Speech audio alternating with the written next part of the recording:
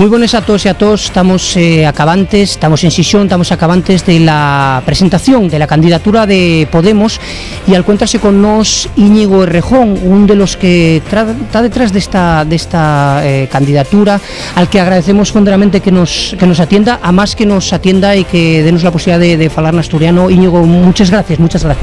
No, gracias a vosotros y encantado. Íñigo, la primera entruga, la primera pregunta que se puede hacer la xente y un poco que lle Podemos y quién está, sobre todo porque bueno, nos movemos en el ámbito asturiano, quién está detrás en Asturias y bueno, en el Estado sois más conocidos, pero en Asturias, ¿quién está detrás de esta candidatura? Pues mira, Podemos es una iniciativa para dar un paso adelante para mover el tablero político. ¿Por qué? Porque entendíamos que la situación era dramática y que el tablero político no se está moviendo, se mueve con más lentitud el tablero de las alternativas o de la construcción de herramientas para el poder popular de lo que se está moviendo la ofensiva oligárquica por arriba. Y por tanto no tenemos todo el tiempo del mundo y hay que removerlo, hay que agitarlo. Y hacen falta muchos pasos y Podemos es uno de los pasos para abrir dinámicas amplias y fuertes de unidad popular y de protagonismo ciudadano. ¿Quién está detrás de esto? Pues está detrás de esto muy poquita gente y la gente que se va sumando. Y esa gente que se va sumando se está sumando casi de un modo, digamos, medio caótico. Es decir, gente que empieza a escribir, gente que empieza a decir, oye, esto, ¿cómo lo puedo hacer? ¿Cómo lo puedo utilizar? ¿Cómo puedo dar un paso en mi localidad? ¿Cómo puedo ayudar a que, oye, ¿cuándo venís a no sé dónde? Y entonces te dice, ¿cuándo venís a no sé dónde? Oye, pues mira, pues cuando venimos, pues habrá que montarlo, pide un colegio, lo montamos. Y ahí nos hemos encontrado gentes de procedencias muy diferentes, de organizaciones diferentes y mucha gente, que eso es lo más valioso de ninguna organización, no porque estar en organizaciones sea un problema, sino porque la mayor parte del descontento está fuera de las organizaciones y es ahí donde hay que hacer trabajo político. Y eso es lo que está fundamentalmente detrás y también lo que has visto hoy. Digo, la gente, yo es verdad que no conozco tan en detalle la política asturiana ni el programa político en Asturias y por tanto, pues hombre, no sé calibrar la composición social e ideológica y cultural de la mayor parte de la gente que ha venido, pero me parecía una composición bastante variada en las edades, en los aspectos. Esto es un poquito lo que hay, unas energías muy humildes para intentar despertar procesos mucho más grandes y de momento una cierta ilusión que nos estamos encontrando, pero que bueno, que es solo el comienzo de los primeros pasos, ¿no? Íñigo, precisamente la segunda entruga va a pedir un poquitín que lleve un poco la conocencia que tenéis de la realidad política asturiana y sobre todo, bueno, la existencia de partidos que pueden ser o no tener representación parlamentaria, pero sí que de alguna manera hay esa posibilidad de xuntarse todos, de hacer o traballar a comuña. Claro, yo tengo menos conocimiento del que me gustaría. Tengo conocimiento, tengo buenos amigos, tengo compañeros con los que están en más cosas, pero tengo menos conocimiento del que me gustaría. Soy consciente de, digamos, como de dos variables fundamentales, ¿no? Por una parte, de en qué medida Asturias ha sido durante mucho tiempo para el conjunto de los sectores populares en el Estado español un ejemplo de dignidad y de compromiso en diferentes luchas obreras populares en defensa del territorio y también, digamos, de un espacio cultural nacional de reivindicación, bueno, lo que estamos hablando de reivindicación de la lengua, de reivindicación de los, en un primer momento casi de ese derecho básico, del derecho a existir como pueblo, si así lo decide el común de la gente. Yo creo que sin el concurso de todas estas fuerzas no tiene sentido la iniciativa, porque insisto, la iniciativa no es una organización política, que ya hay muchas y está bien y hacen su trabajo, ni es una coalición de organizaciones políticas. La iniciativa es un empujón al tablero para precipitar procesos de agregación popular y ciudadana.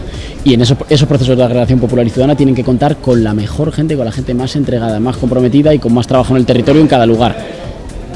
Y después otra duda que puede tomar la xente un poco, bueno, pues eso, hay un teoría mediático, Pablo, bueno, eso, y evidente que es perconocido, dende que salen los medios generalistas, eso, hay xente que os acusa, bueno, están aprovechando un poquitín eso, bueno, ¿cómo responderías a la xente que dice esas cosas? Tiene razón.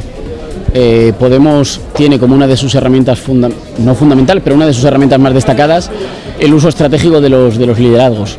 Quien crea que los liderazgos están ausentes de la política o pueden estar ausentes de la política transformadora tendría muchísimas dificultades para citar un solo ejemplo de procesos de empoderamiento popular sin liderazgos. Pondré uno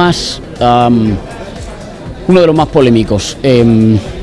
A la muerte o asesinato, eso todavía se está discutiendo, de Buenaventura Durruti, en su entierro acudieron cientos de miles de trabajadores y no acudieron porque hubiera sido elegido en ningún congreso ni porque tuviera ningún cargo, acudieron porque veían en él un referente un referente de las esperanzas de mucha gente, no como una especie de Dios o de Salvador, sino como un nombre propio que en un momento dado sirve como catalizador de muchos otros nombres propios para construir un nombre común más amplio. Este proceso de identificación es fundamental en los procesos políticos. No digo que estemos en un caso así, en absoluto. No es un caso así. Digo que los liderazgos siempre hacen un juego. Los liderazgos, que siempre son en plural, varios, hacen un efecto fundamental en los procesos de cambio político. Tenemos un ejemplo más cercano y tampoco es una comparación, pero para entender los ejemplos de los liderazgos, que son los procesos latinoamericanos, en los que han sido muchas veces los liderazgos los que han desbloqueado por arriba para luego abrir procesos de empoderamiento por debajo. Y es verdad.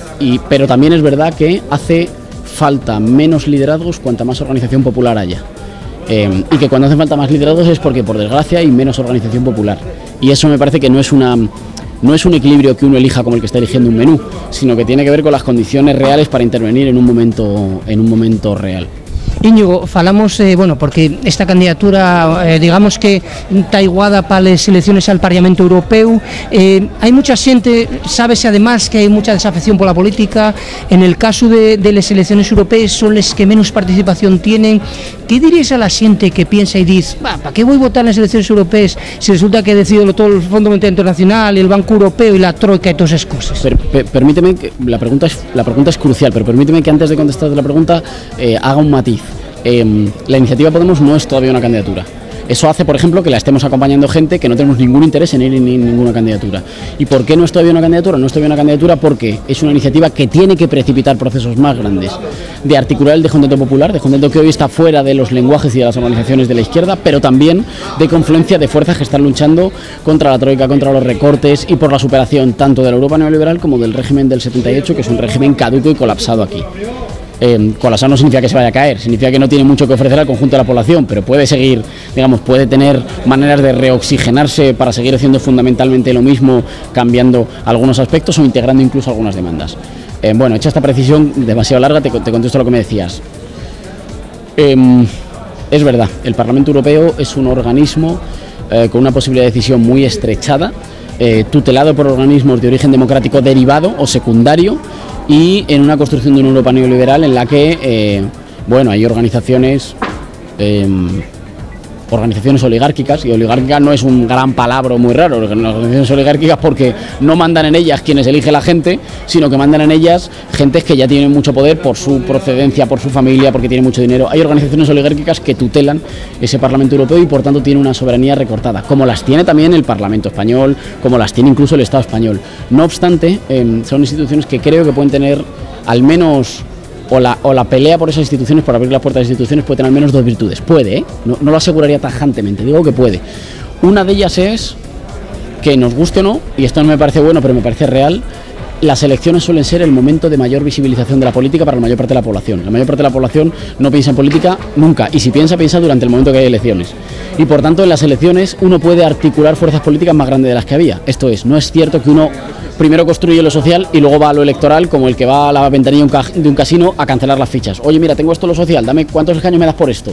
Sino que a veces en la pelea electoral uno también construye, y creo que tenemos experiencias claras en Latinoamérica, en el Estado español, en Europa, de procesos en los que en torno a la competición electoral se articulan sectores que ayer no estaban organizados. Eso puede ser útil, porque también despierta una cierta ilusión, porque a la gente también le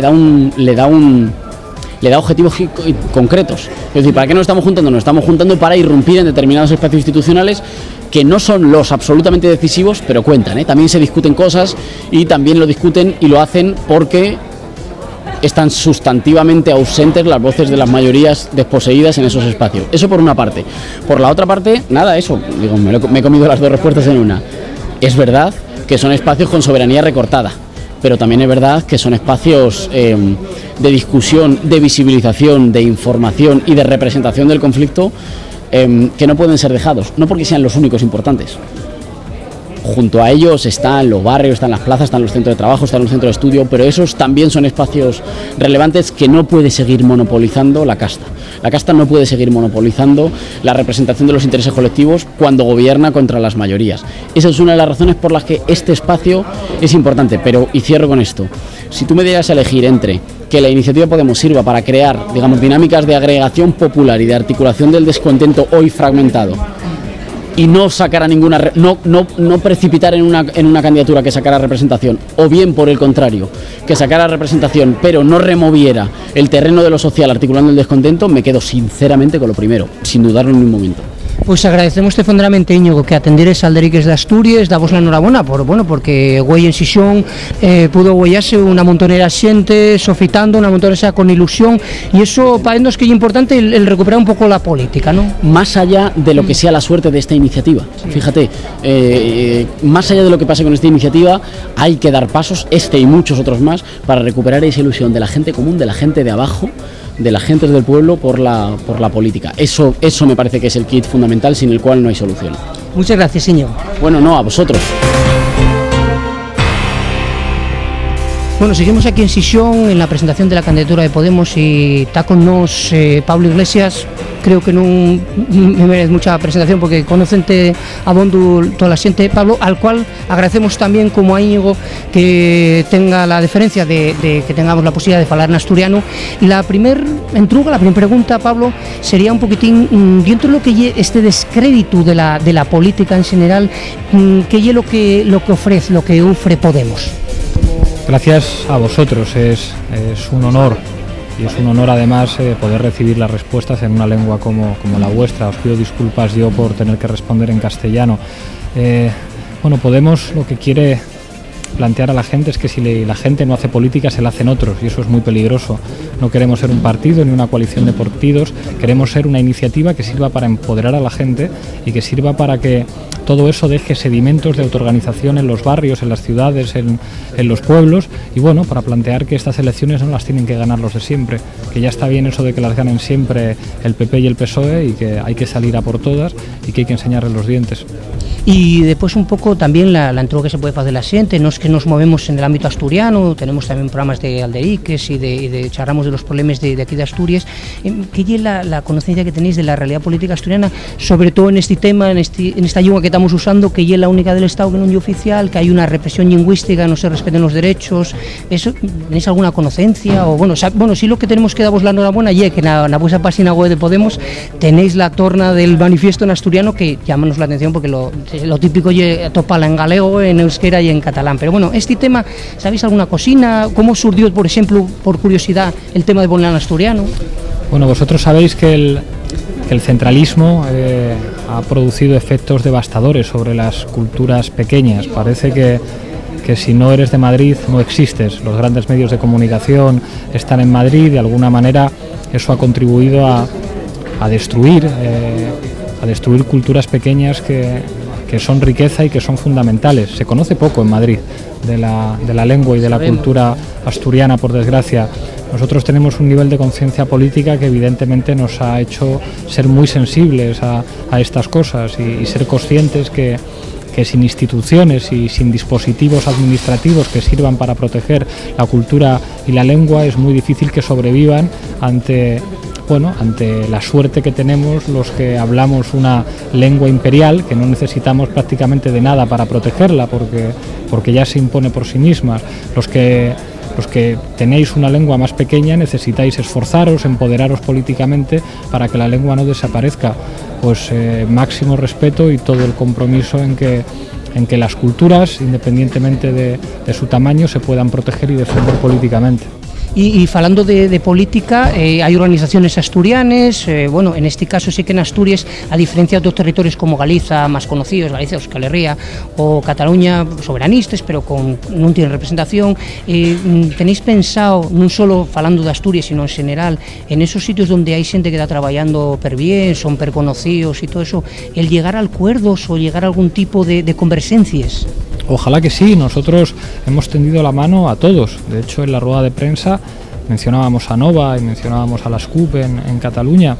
A nosotros nos parece que el derecho a decidir, que es algo que va mucho más allá, además de las banderas y de las realidades nacionales, es algo que debe ser indiscutible entre los que somos demócratas y ojalá que sí, desde las diferencias, las especificidades. Nosotros no queremos entrar como elefantes en una cacharrería, vamos, estamos deseando tener la oportunidad de poder participar en cosas y hacer cosas juntos con compañeros vascos, catalanes, gallegos y asturianos, ojalá que sí. Y Pablo, tú personalmente, que bueno, y es conocido por darnos medios, ¿cómo llegues a esa conclusión o tomar esa decisión de dar la cara, que muchos vegáis, y sabemoslo nosotros también, y un poco complicado desde el punto de vista incluso, dígotelo personal, ¿no?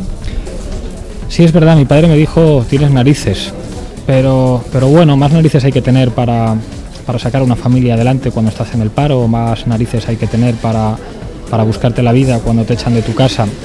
Yo creo que puedo ser útil. En La Tuerca generamos un discurso que yo tuve la suerte de poder llevar a los grandes medios de comunicación, y eso políticamente se puede operacionalizar y puede ser útil para muchas cosas. Es una enorme responsabilidad, pero no puedo actuar como un quejica. Hay gente con una vida mucho más difícil. Reconozco que me intimida a veces, que me preocupa, aunque no lo parezca, soy un tipo tímido y me cuesta un poco lo de las fotos, lo de que la gente te pare por la calle, pero siempre he defendido que las cosas que funcionan políticamente hay que usarlas. Yo recuerdo que el año pasado yo decía siempre, ojalá de un paso Ada Colau o Alberto Garzón en una dirección similar.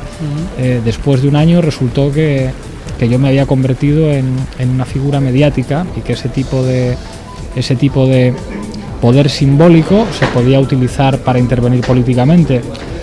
Lo hablé con unos cuantos compañeros y fue como, bueno, pues a lo mejor no volvemos a tener otra oportunidad como esta. Es preferible arrepentirnos de algo que intentamos hacer que tenernos que arrepentir de no haberlo intentado, y en estas estamos. Y ya para rematar, y agradeciéndote fonderamente que atendieras a Alderiques de Asturias, yendo a lo que, o afondando en lo que es el tema europeo, Asturias es una comunidad pequeña, poco peso político, somos la periferia de la periferia. Mucha gente puede estar pensando, Pablo, decir, bueno, si voy a votar una opción política que lle más generalista, que va a defender los intereses de Asturias, porque a lo mejor el interés del Estado español pasa por un ese más mediterráneo. Por ejemplo, para decirte una persona que a lo mejor pueda pensar que al venir una candidatura de fuera, pues que no defienda los derechos de él, ¿no? Desde luego, si es una candidatura desde de fuera, no servirá para nada.